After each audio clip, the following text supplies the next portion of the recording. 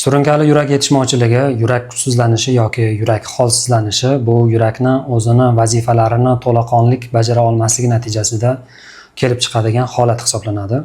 Ma'lumki, yurakning nasos funksiyasi mavjud. O'ziga keladigan tomirlar orqali qonni qabul qilib olish va o'zidan chiqadigan tomir orqali ma'lum bosim ostida qonni to'qimalarga, ichki a'zolarga yetkazib berish vazifasini bajaradi.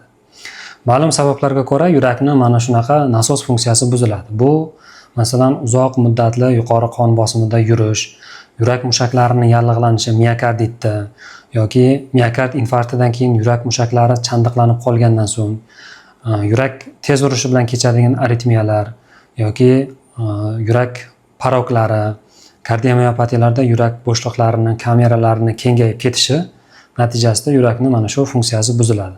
Va natijada yurak yetishmovchiligiga xos bo'lgan belgilar paydo bo'ladi. Birinchi paydo bo'ladigan belgi bu charchoq hisoblanadi. Inson oldin bajargan vazifasini bajarishga kirishganda yoki oldin erkin yurgan masofagacha endi yurganda tez charchab qolish yuzaga keladi. Oldin aytaylik 4 etaj, 5 etajga bemalol chiqadigan bo'lsa, endi shu etajlarga chiqishda hansirash, havo yetishmaslik hissi paydo bo'la boshlaydi. Kichik jismoniy yuklamalarda yurak urib ketishi, keyinchalik bora-bora oyoqlarda to'piq, oyoq kaftus qismlarida shishlar paydo bo'la boshlaydi. Bugungi kunda surunkali yurak yetishmovchiligini davolashda tub burilish yasagan dori guruhlaridan biri bu dapagliflozin va empagliflozin tarkibli dorilar hisoblanadi. Bu tarkibli dorilarni dorixonalarda Diampa, Farsiga, Emaglif, Jardins nomlari bilan topishimiz mumkin. Bu dorilar tibbiyotga kirib kelganda 2010-yillar atrofi faqatgina sahrli diabetda qondagi qandni miqdorini normaga keltirish uchun ishlatilgan. Keyinchalik bu dorilar amaliyotga tatbiq etilib, o'rganilgandan so'ng uning boshqa xususiyatlari ham ochilib kelgan. Mana shunaqa eng yaxshi samara beradigan ko'rsatkichlaridan biri bu surunkali yurak yetishmovchiligida ekanligi ko'plab tadqiqotlarda o'rganildi. Va 2020-2021-yillarda yirik kardiologik jamiyatlari Rossiya, Amerika, Yevropa kardiologlar jamiyatini tavsiyasi bo'yicha bu dorilar surunkali yurak yetishmovchiligini davolashda muhim bo'lgan dorilar qatoridan joy oldi. Ma'lumki, tibbiyotda bironta dori yaratilishidan oldin biron bir maqsad ko'zlanadi. Mana shu maqsad nuqtai nazaridan dori yaratiladi yoki kashf etiladi va amaliyotga tatbiq etiladi. Ba'zi dorilar esa ma'lum sabablarga ko'ra yaratilgandan so'ng amaliyotga tatbiq etilib, uni yanada chuqurroq o'rgangandan so'ng uning boshqa samarali effektlari ham yuzaga keladi. Aynan mana shunaqa omadi kelgan dorilar deb aytishimiz mumkin. Dapagliflozin va empagliflozin hozirgi kunda ham keng o'rganish jarayonida ketmoqda va uni yana qo'shimcha demak samarali effektlari o'rganilmoqda. Masalan, ushbu dorilar jigardagi yog'ni miqdorini kamaytirishda, buyrakni himoya qilishda, buyrak orqali oqsillar yo'qotilishida himoya vazifasi ham mavjudligi o'rganilmoqda. Ba'zi mashhur kardiologlar tomonidan ushbu dorini 21-asr statini ham deb ta'riflashmoqda. Statin dorilarini bilasiz, qondagi xolesterin miqdorini kamaytiradigan dorilar. O'sha Roxera, Atoris, Rosuvastatin kabi tarkibli dorilar. Bu dorilar, ya'ni empagliflozin, dapagliflozinlar to'g'ridan-to'g'ri qondagi xolesterin miqdorini albatta kamaytirmaydi, lekin xolesterinlar almashinuvida, nazoratida muhim o'rin tutadigan jigarga o'zaro foydali ta'siri natijasida qondagi yomon xolesterinlar, yaxshi xolesterinlarning o'zaro nisbatini yaxshilash samarasiga ega. Ushbu dorilar kardiologiyada birinchi joriy etilganda yurakni qon otish kuchi, fraksiya Vibers deymiz, shifokorlar tomonidan ko'p ishlatiladi. Bu ko'rsatkich yurakni mushaklarini samarali ishlash qobiliyatini va kelajakda uni holati haqida prognoz qilish mumkin bo'lgan ko'rsatkichlardan hisoblanadi. Ushbu dorilar boshida qon otish fraksiyasi 40 dan past bo'lgan bemorlar uchun buyurildi, foydali ekanligi aytildi. Keyinchalik bu dorilarni o'rganish jarayonida yurakni qon otib berish fraksiyasi past bo'lishi yoki saqlangan bo'lishidan qat'iy nazar surunkali yurak yetishmovchiligi tashxisi qo'yilganda ushbu dorilar foydali, samarali ekanligi isbotlandi va hozirgi kunda demak fraksiyasi past bo'lsa ham, saqlangan bo'lsa ham surunkali yurak yetishmovchiligi tashxisi qo'yilgan bemorlarda bu dorilar buyuriladi.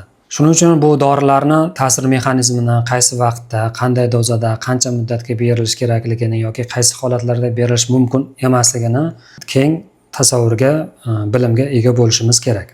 Bu dorining ta'sir mexanizmini tushunishdan oldin Buyrak faoliyati haqida ozgina gapirib o'tishimiz kerak. Ma'lumki, buyrak orqali kun davomida uzluksiz qon aylanishi amalga oshiriladi va undan siydik hosil bo'lib, tashqariga keraksiz bo'lgan parchalanish mahsulotlari organizmdan tashqariga chiqariladi.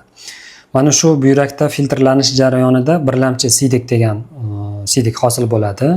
Buni tarkibida suv va bundan tashqari organizm uchun zarur bo'lgan boshqa moddalar ham bo'ladi. Aytaylik, glyukoza, natriy, magniy, kalsiy va turli xil ionlar mana shu birlamchi siydik tarkibida saqlanadi va buyrak uni yana qayta filtrlab, organizm uchun zarur bo'lgan ionlarni, moddalarni organizmga qayta so'rilishini ta'minlaydi. Mana shunaqa buyrakda joylashgan tuzilmalardan biri bu SGLT2 degan tuzilma mavjud. Buni vazifasi birlamchi siydikka ajralib chiqqan glyukozani, natriyni organizmga qayta so'rib olinishini ta'minlaydi. Biza beradigan mana shu dapagliflozin, empagliflozin dorilarning ishi mana shu tuzilmani ishini bloklashdan, ya'ni ishini to'xtatishdan iborat bo'ladi. Natijada birlamchi siydik tarkibida hosil bo'lgan glyukoza va natriy organizmga so'rilmaydi va siydik orqali tashqariga chiqariladi. Mana shu nuqtai nazardan kuniga 80 grammgacha uglevod, ya'ni saxar siydik orqali tashqariga chiqariladi. Yoki o'rtacha 400 ml gacha organizmdagi ortiqcha suyuqlik organizmdan tashqariga chiqariladi. Shuning uchun bu dorilarni aqlli diuretiklar, ya'ni siydik haydaydigan dorilar ham deb ta'riflashadi. Glyukoza bilan natriy organizmga tashqariga chiqarilsa, uni yurakka qanaqa samarasi bor deyishingiz mumkin. Bu natriy va glyukoza o'zi bilan birgalikda suvni ham tashqariga olib chiqib ketadi. Natijada qonda umumiy hajmi kamayadi. Qonda umumiy hajmi kamaygandan keyin yurakka tushadigan yuklama ham kamayadi. Yurak demak ishi samarali bo'ladi. Organizmda ortiqcha miqdordagi suyuqlik yo'qotiladi, shishlar yo'qolishi mumkin. Bu dorilarning ta'siri faqatgina shu bilan cheklanmaydi. Bundan tashqari yurakda mushaklarida energiya tizimiga, energiya hosil bo'lish qismiga ham ishtirok etadi. Ba'zi moddalardan yurak mushaklari o'zi uchun zarur bo'ladigan energiyani hosil bo'lish jarayonlarini ushbu dorilar kuchaytiradi. Bundan tashqari u yurak mushaklarida fibrozlanish, ya'ni chandiqlanish jarayonini ham kamaytiradi. Fibroz degani bu yurak mushaklarini faoliyati buzilib, uni o'rniga chandiq qisqarmaydigan chandiqning hosil bo'lishi tushuniladi. Agarda yurak mushagi qanchalik ko'p chandiqlanib, fibrozlanib ketadigan bo'lsa, uning o'sha elastikligi, qisqarish kuchi kamayib boradi. Mana shu ta'sirlar orqali u demak yurakning faoliyatini yaxshilashi demak tadqiqotlarda aniqlangan.